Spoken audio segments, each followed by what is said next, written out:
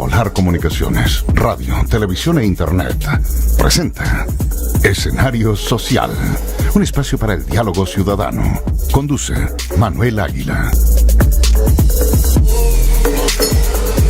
Muy bien, amigos, muy buenas tardes. Primer programa de Escenario Social, enero 2020, ¿no?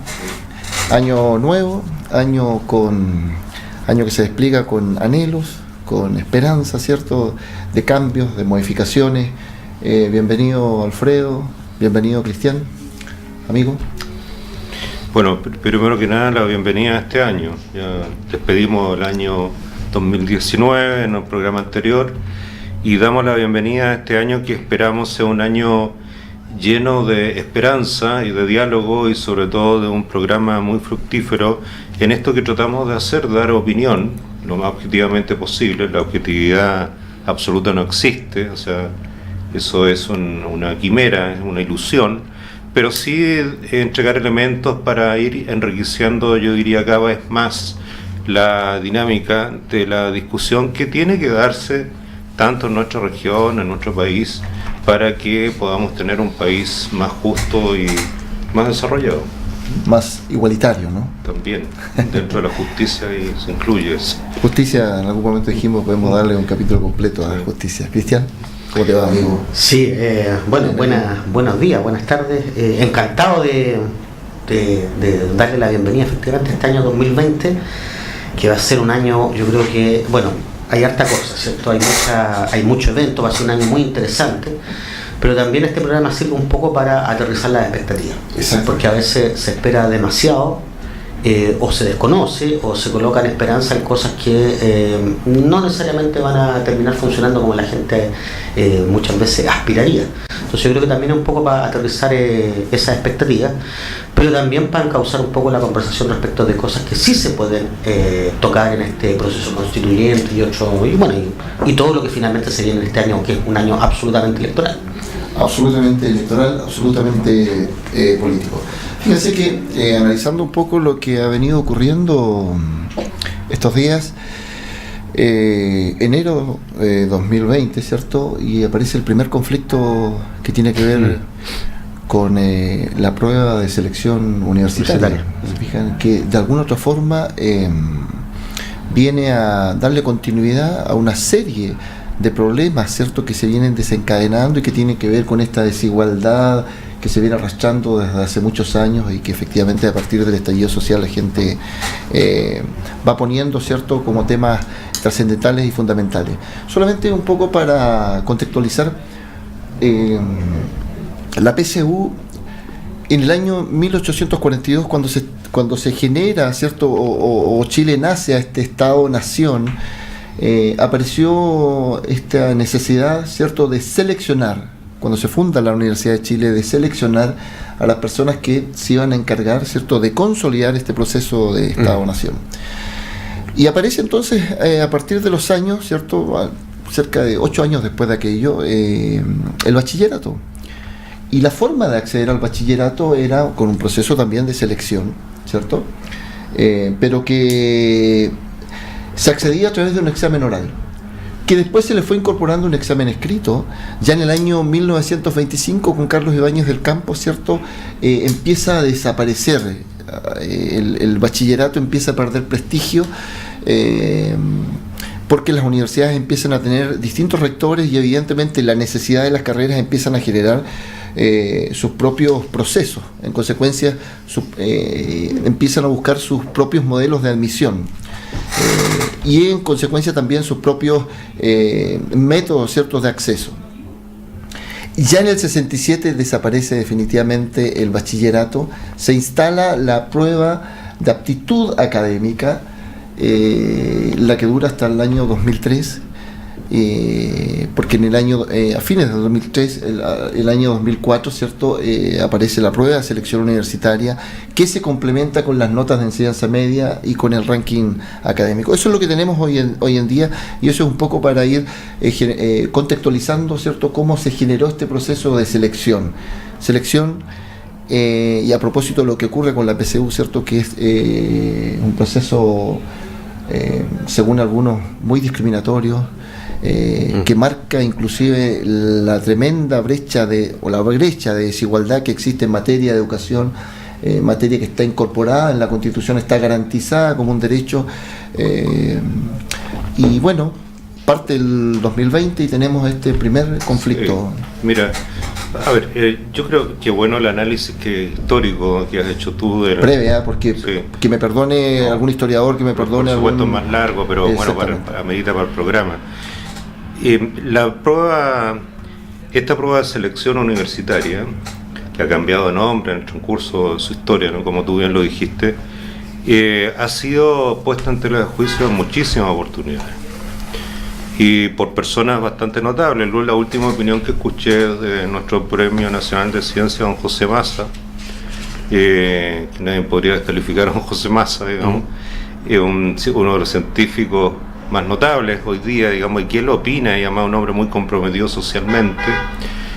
Yo creo que es una prueba que está sometida a una permanente situación de tela de juicio, porque no es un sistema justo, se mire por donde se mire, porque además los muchachos que se enfrentan a dar la prueba vienen de realidades sociales diferentes, de colegios diferentes, de condiciones diferentes. Obviamente una persona que viene de un colegio público o subvencionado y obtiene una cantidad X de puntaje que se puede considerar un buen puntaje, ha hecho un esfuerzo mayor que la persona que viene de un colegio donde todas las cosas están solucionadas, no hay ningún tipo de problema y donde el nivel socioeconómico es mayor.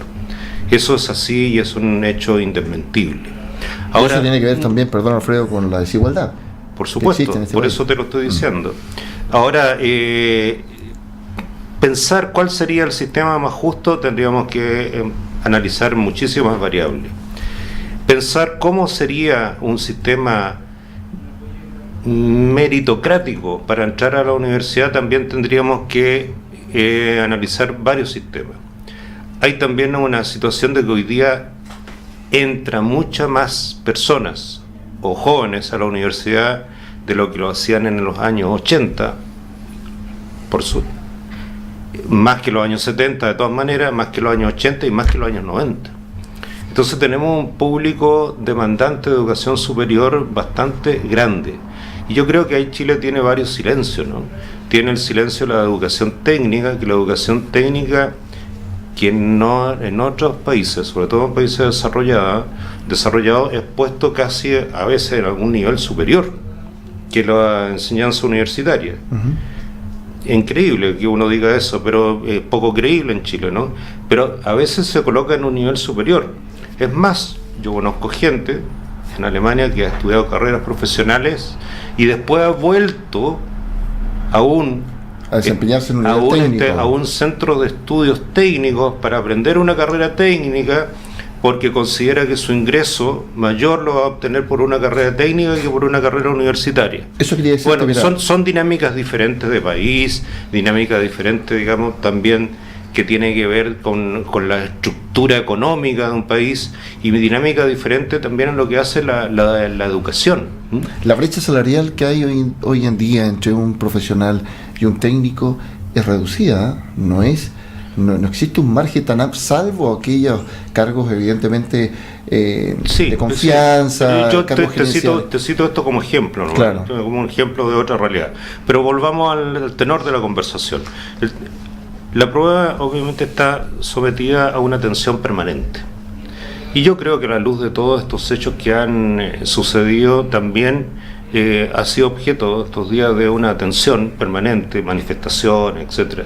Ahora, hay que tener cuidado también, No es que uno, digamos, caiga en el conservadurismo, pero hay que tener cuidado. En algún momento tenemos que también sentarnos seriamente a pensar, bueno, este es el proceso que hoy día tenemos, el que está vigente hoy, para que nuestros niños o nuestros jóvenes puedan ser seleccionados.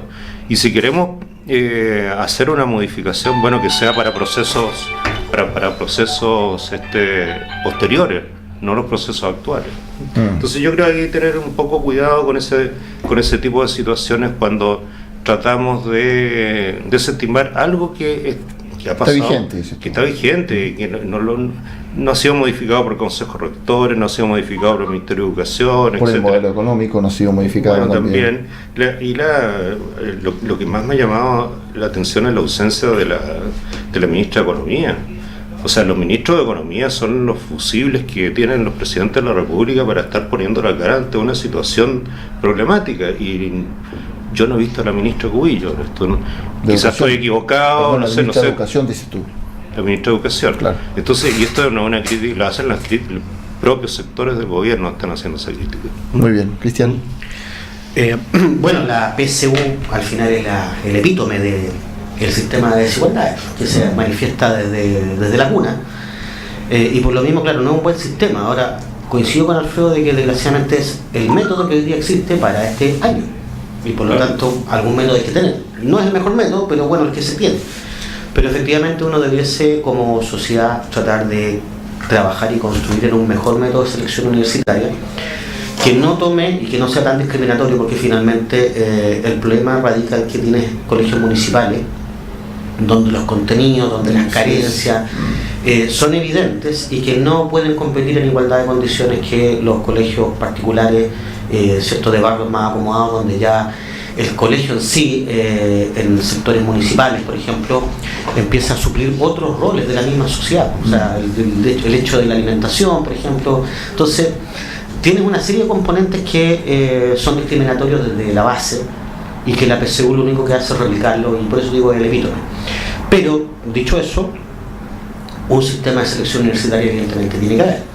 Ahora, también es cierto que el problema de la educación es que hay una cuestión aspiracional, y una cuestión aspiracional que se inserta por este modelo neoliberal, que vendió la idea de que el título universitario era la forma de que las clases más populares, ¿cierto?, menos ventajosas, pudiesen escalar en la pirámide social para generar ingresos, ¿cierto?, y para también generar un mayor prestigio, cosa que la evidencia ha demostrado que tampoco es válida. Inclusive tú colocaste el ejemplo de las carreras técnicas, que la brecha salarial entre técnico y profesional no dista mucho. Eso es porque efectivamente en esta cuestión aspiracional la gente mayoritariamente ha optado por estudiar carreras universitarias profesionales, y ha quedado un gran campo de carreras técnicas sin llenarse, pero carreras técnicas que tienen una cierta o bastante demanda en el mercado laboral. Por lo tanto, la persona técnica tiene mayores posibilidades de negociar contratos, ¿cierto?, y de posicionarse en el mercado de trabajo en comparación con carreras profesionales en muchos casos. Por eso que la brecha no es tanta, y nosotros tenemos una especie de pirámide invertida. Entonces, el problema de este modelo neoliberal, que ha vendido tantas cuestiones aspiracionales, como el tener el título universitario, ¿cierto?, como el tener educación privada, como el tener un sistema de salud privado, como el tener un fondo de salud privado, como el tener un fondo de pensiones privado, y al final todo lo privado son todas cuestiones aspiracionales, desarmando todas estas cuestiones que son más colectivas y más de sociedad. Entonces, el tema de la educación tiene que ser abordado como sociedad en su conjunto, y por eso es importante que aquí vuelva la discusión de lo que se quería impulsar con el programa de la presidenta Bachelet respecto del modelo educacional, porque una de las cosas que se solucionó es la discriminación por ingresos. El acceso, digamos. El acceso a la educación, ¿cierto?, por el ingreso de la familia. O sea, hoy día el estudiante tiene gratuidad, pero todavía falta el otro 50% del problema, que es todas aquellas carencias que el estudiante ha tenido desde cuna, por el hecho de estar en colegios municipales, por el hecho de la comuna donde vive, por una serie de otras marginalidades que finalmente este modelo neoliberal impone. Entonces, yo creo que hay que volver a la analogía de los patines de la que hablaba el ex ministro Isaguirre. O sea, también que algunos jóvenes andan en patines, pero el problema es que hay otros que ni siquiera pista para patinarse les han chocado. Analogía que no fue bien entendida, ¿cierto? No fue bien entendida, porque él dijo que había que bajar de los patines. La cuestión al revés, pues que tratara que todos tengan una pista donde patinar. Sí, estos días escuchaba en una entrevista que le hicieron a María Leonor Vargas. Ella es directora del Departamento de Evaluación y Medición del Registro Educacional. Entonces decía que la prueba, a partir de estos problemas que tiene la PSU, de estos conflictos que se han generado de los alumnos, de los postulantes que han llegado a rendirla, y los conflictos que se han generado en los colegios, eso le ha inyectado un estrés superior o peor quizás a un control, a un instrumento que ya per se tiene un estrés, porque hay opiniones también que dicen de que no se puede pensar o no se puede medir o validar el futuro que tú vas a tener de acceso a la universidad, ¿cierto?, en 2 horas. En el fondo tú estás midiendo la posibilidad de acceder a un mundo, ¿cierto?, que te abre una serie de oportunidades, pero en un rango de 2 horas. Y en el fondo eso marca una diferencia brutal. La discusión se generaba, hoy en día, ¿qué existe? Un método conductivista normalmente en las universidades, por eso que quizás la tendencia a volver al método de la enseñanza técnica. Voy a hacer una analogía, en derecho penal se entiende una analogía en buena parte, y escúchenme por favor, una analogía con el fútbol. Bielsa decía que había que volver a ser amateur, ¿cierto?, para poder volver, ¿cierto?, a inyectarle valor a la actividad. Entonces pienso que cuando se está volviendo al nivel técnico, no es que se esté retrocediendo, sino que de alguna otra manera se está potenciando efectivamente el acrecentar y el darle valor a las competencias y a las habilidades que se le están entregando a los alumnos en los procesos de formación. Pero hoy en día todo se mide en un momento, y la curva de producción de conocimiento, ¿cierto?, es como tomar la temperatura, y esas son las notas. Pero no existe un desarrollo que permita efectivamente darle valor agregado al tema de las competencias y las habilidades. Sí en el nivel técnico. Entonces las universidades están tendiendo, Santo Tomás aquí en Punta Arenas, lo digo con conocimiento de causa, está trabajando profundamente en eso. Los que hacemos docencia en Santo Tomás todos los días sábados, tenemos un proceso de formación, tú, Cristian, fuiste parte de eso también, donde a los docentes, ¿cierto?, se les va actualizando respecto precisamente de este tema de las competencias y habilidades, que es una de las grandes críticas que tiene la PSU, de que no mide competencias y habilidades. Ahora también hay universidades como la Universidad de Santiago, la USACH, que hacen prepedéuticos, por lo tanto van hacia los colegios municipales y invitan a colegios municipales a participar dentro de los días sábados durante todo el año en actividades de formación, de nivelación de estudios, que es una buena también forma de ir entregando competencias y de nivelar la cancha. Pero hay un problema de fondo, y yo insisto, si el problema está no solo en el tema universitario, el problema es de antes, y es de la educación básica y la educación media, porque finalmente también se ha creado un mercado en donde los niños ya no reciben el contenido educacional en el colegio, en realidad lo reciben en un preuniversitario, y el preuniversitario está administrado por docentes. Entonces finalmente se está armando, así como tenemos el problema de la salud, que tenemos tenemos ciertos grupos que son dominantes, que se arman, sociedades médicas, ¿cierto?, y una serie de grupos dominantes. También tenemos el problema de la educación. Entonces hay demasiados incentivos perversos en este modelo neoliberal que no tiene regulación y que ha dejado desprotegido de derechos sociales de la ciudadanía. Entonces el tema de la educación hay que mirarlo en forma de sociedad y en forma colectiva.